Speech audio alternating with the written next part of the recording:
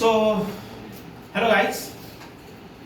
सो हमने in last video already हमने देखा है इन लास्ट लेक्चर में कि वो बात पोटेंशियल एनर्जी क्या होता है। What is my potential energy? कोई भी ऑब्जेक्ट है उसको उसके पोजीशन की वजह से, स्टेट की वजह से या कॉन्फ़िगरेशन की वजह से जो एनर्जी मिलता है या एनर्जी वो गेन करता है उसको आपको क्या बोलना है? पोटेंशियल एनर्जी बोलना है। और उसका फॉर्मूला हमने ऑलरेडी देखा है। What is the formula for potential energy?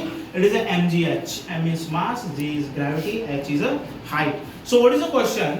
अगर मैंने किसी ऑब्जेक्ट के लिए उसका हाइट अगर दुगना किया तो उसका पोटेंशियल एनर्जी के ऊपर क्या इफेक्ट होगा? This is the question. Clear हो गया? अगर कोई ऑब्जेक्ट है, अगर वो 2 मीटर के ऊपर है तो उसका पोटेंशियल एनर्जी XYZ है। अगर वो 4 मीटर के ऊपर मैं उसको लेके गया और उसका मैंने पोटेंशियल एनर्जी कैलकुलेट किया तो व्हाट्स द आंसर? या डबल होता है, ट्रिपल होता है, 4 टाइम्स होता है या कुछ भी चेंज नहीं होता है, ये अपने को देखना है। So first of all we must know what is the formula for potential energy. Formula for potential energy is mgh।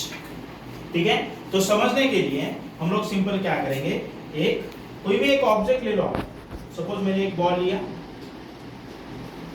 ठीक है, सपोज मैंने एक बॉल लिया है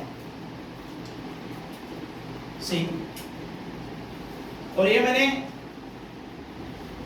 जमीन से एक 2 मीटर हाइट के ऊपर फेंका है और वही बॉल मैं अभी क्या कर रहा हूं, जमीन से 4 मीटर हाइट के ऊपर फेंक रहा हूं। और ये जो बॉल है, सेम बॉल है, उसका मास है सपोज 5 ग्राम और ये जो बॉल है उसका भी मास है 5 ग्राम। और हम लोग ग्रेविटी को क्या करेंगे, कैलकुलेशन के लिए इजी जाना चाहिए, इसलिए समझने के लिए क्या करेंगे, 10 मीटर पर सेकंड कंसीडर करेंगे। क्लियर हुआ? तो हमको क्या देखना है, फिर से मैं बोल रहा हूं आपको what we are going to learn कि if we are going to increase the height, if we double the height, what how it will affect on the potential energy. So to understand the concept, मैंने एक ball लिया है, उसको 2 metre height के ऊपर फेंका है, बॉल का जो मास है वो 5 kg है। मैं दूसरे केस में क्या कर रहा हूं, वही बॉल को मैं 4 मीटर हाइट के ऊपर फेंक रहा हूं और उसके रिगार्डिंग मैं उसमें जो पोटेंशियल एनर्जी है उसका चेंजेस मेरे को नोट डाउन करना है। तो सबसे पहले हम लोग क्या करेंगे, जो पहला बॉल है उसको हम लोग A नाम देंगे और जो दूसरा बॉल है उसको हम लोग क्या करेंगे, B नाम देंगे। So let's find out potential energy for ball number A. Potential energy for ball number A is equals to mgh. What is the formula? What is the what you can say that value for m? M कितना दिया आपको 5, g का value कितना दिया है 10, h कितना दिया है यहाँ पे 2। तो इसको अगर आप कैलकुलेट करेंगे तो आपको क्या मिलेगा, देखो 5 into 10 50, 50 into 2 it is 100. So what is your answer? It is a 100 joule.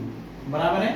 तो 2 मीटर के ऊपर ए बॉल में जो पोटेंशियल एनर्जी है वो आपको कितनी मिल रही है, 100 जूल। अभी same ball, same mass, same gravity में मैं क्या कर रहा हूं, उसको 4 मीटर के ऊपर थ्रो कर रहा हूं, मतलब उसका हाइट क्या कर रहा हूं, मैं डबल कर रहा हूं। तो it will affect on potential energy, वो अपने को देखना है। तो let's calculate potential energy for ball number B. Potential energy for ball number B, same formula you have to use. m is 5, g is 10, and what is the height? Height is 4. What is the height? Height is 4. बराबर है? See, 5 into 10, it is a 50, right? 4. So what is your answer? Your answer is yes, 200 joule. कितना answer है यहाँ पे? 200 joule. That means it is easily we can conclude that अगर मैंने height दुगना किया तो आपका पोटेंशियल एनर्जी भी क्या होगा, दुगना होगा या दुप्पट होगा या ट्वाइस होगा। This things you have to always remember. Simple formula आपके पास, what's the formula, sorry, potential energy is equals to mgh। अगर मैं मास बढ़ाऊंगा सेम प्रोपोर्शन में पोटेंशियल एनर्जी बढ़ेगा, अगर मैं ग्रेविटी बढ़ाऊंगा सेम प्रोपोर्शन में आपका पोटेंशियल एनर्जी बढ़ेगा, अगर मैं हाइट बढ़ाऊंगा तो सेम प्रोपोर्शन में आपका पोटेंशियल एनर्जी भी क्या होगा, बढ़ेगा।